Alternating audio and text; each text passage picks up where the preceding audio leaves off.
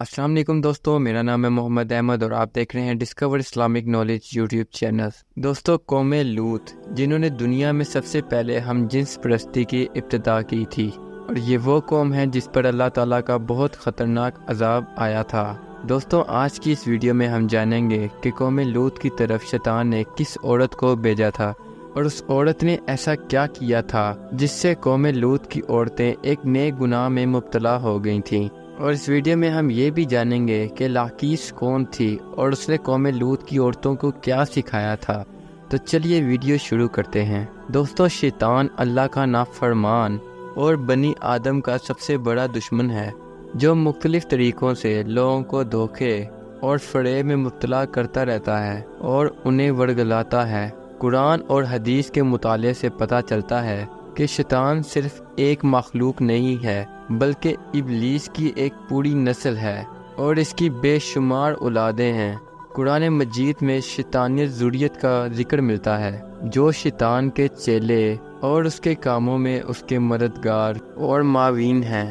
بیان کیا جاتا ہے کہ شیطان کی کئی اولادیں ہیں، جن میں ولحان نماز اور عبادت میں وسوسے ڈالتا ہے، مسدود لوگوں میں افواہ پھیلاتا ہے، واسم گھر والوں میں لڑائیاں ڈلواتا ہے، مرہ گانے بجانے کے گناہ کو عام کرتا ہے، اور اسی طرح ابلیس کے کئی بیٹے اور کئی پوتے ہیں جو کہ مختلف کاموں پر مقرر ہیں۔ شیطان کی ان سب اولادوں میں ایک نام لاقیس کا بھی ہے۔ لاقیس دراصل شیطان کی بیٹی ہے، جسے ابلیس نے ایک خاص ڈیوٹی پہ مقرر کرتے ہوئے قوم لوط کی طرف بھیجا تھا۔ قوم لوط دراصل تاریخ کی سب سے طاقتور اور مالدار قوم تھی، جو اردن کے علاقے میں آباد تھی۔ یہاں سرسبز و شاداب وادیاں تھیں، جن میں سدوم اور سمورا کے نام سے دو علاقے مشہور تھے۔ ابلیس نے اہل سدوم کو اس طرح گمراہ کیا کہ شیطان انسان کی صورت میں سدوم کے لوگوں کے پاس آیا،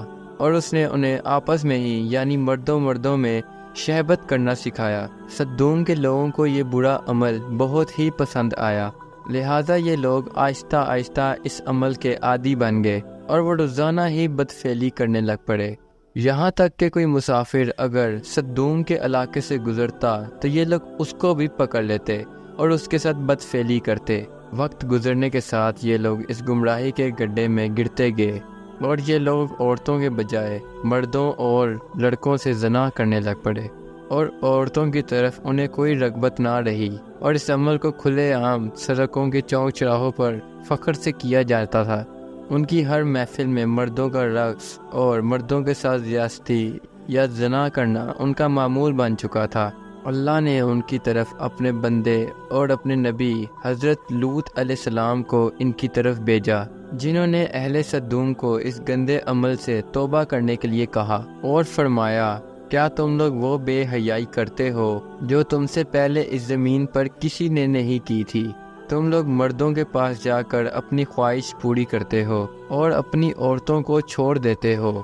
تم لوگ حد سے گزر چکے ہو۔ لیکن قوم لوط پر حضرت لوط علیہ السلام کی ان باتوں کا کوئی اثر نہیں ہوا، بلکہ وہ الٹا حضرت لوط علیہ السلام کے خلاف ہو گئے اور انہیں مجبور کرنے لگ پڑے کہ اگر تم اتنے ہی نیک اور پاک ہو تو اس بستی سے نکل جاؤ۔ اہل سدوم کا مردوں سے زنا کرنا اور بدفعلی صرف ایک گناہ ہی نہیں تھا، بلکہ اس عمل سے وہ خدا کے بنائے ہوئے خاندانی نظام کو درم برم کر رہے تھے، اور وہ ایک ایسے سنگین گناہ کی ابتدا کر چکے تھے جس سے اللہ تعالیٰ کا بنایا ہوا ایک قدرتی نظام خراب ہو رہا تھا۔ بہرحال قوم لوط کے لوگوں نے جب اپنی عورتوں سے قربت کرنا چھوڑ دیا تو ابلیس کے لیے یہ ایک سنہرا موقع تھا کہ وہ اس قوم میں ایک اور نئے گناہ کی ابتدا کرے۔ لہٰذا ابلیس نے اپنی بیٹی جس کا نام لاقیس تھا اسے اہل سدوم کی طرف بھیجا۔ لاقیس شیطان اور جنات میں سب سے زیادہ خوبصورت تھی۔ ابلیس نے اسے حکم دیا کہ وہ ایک خوبصورت عورت کی شکل اختیار کرے اور قوم لوط کی ان عورتوں کے پاس جائے جن کے شوہروں نے ان کو چھوڑ دیا ہے، اور پھر ان کو ہم جنس پرستی کا طریقہ سکھائے۔ لہٰذا لاقیس ایک خوبصورت عورت کی شکل میں ان عورتوں کے پاس آئی اور ان کے پاس آ کر کہنے لگی کہ میں تباہ و برباد ہو گئی کیونکہ میرا شوہر مجھے چھوڑ کر ایک نوجوان مرد کے ساتھ بدفعلی کرتا ہے، لہٰذا میری جوانی اور میرا حسن سب کچھ تباہ و برباد ہو گیا اور سب کچھ یوں ہی رائگاں چلا جائے گا۔ یہ سن کر قوم لوط کی کچھ عورتیں وویلا کرنے لگ پڑیں اور اپنے شوہروں کو برا بھلا کہنے لگ پڑیں۔ پھر لاقیس نے ان عورتوں کو کہا کہ ہم بھی ان مردوں سے بے نیاز ہو جائیں گے اور ان کی طرف رغبت نہ کریں گے جس طرح سے وہ ہم سے بے نیاز ہو چکے ہیں۔ ہم سب کو ان مردوں کی کوئی ضرورت نہیں، ہم اپنی خواہشات کو آپس میں ہی پورا کر سکتی ہیں۔ اس پر ان عورتوں نے لاقیس سے پوچھا کہ وہ کیسے، لہٰذا لاقیس قوم لوط کی ایک خوبصورت اور بہت ہی امیر عورت کے پاس آئی اور اس کے ساتھ بدفعلی کی، اور پھر قوم لوط کی عورتوں کو عورتوں سے شیطانی ہم جنس پرستی کا طریقہ سکھایا۔ اس امیر عورت کو یہ بدفعلی کا عمل بہت ہی پسند آیا، لہٰذا وہ عورت سدوم اور عمورہ کے دوسری خواتین کے پاس گئی اور ان سب کو بھی اس طرح کرنے کو کہا، اور پھر عورتوں اور عورتوں کے درمیان ہم جنس پرستی کا آغاز ہوا۔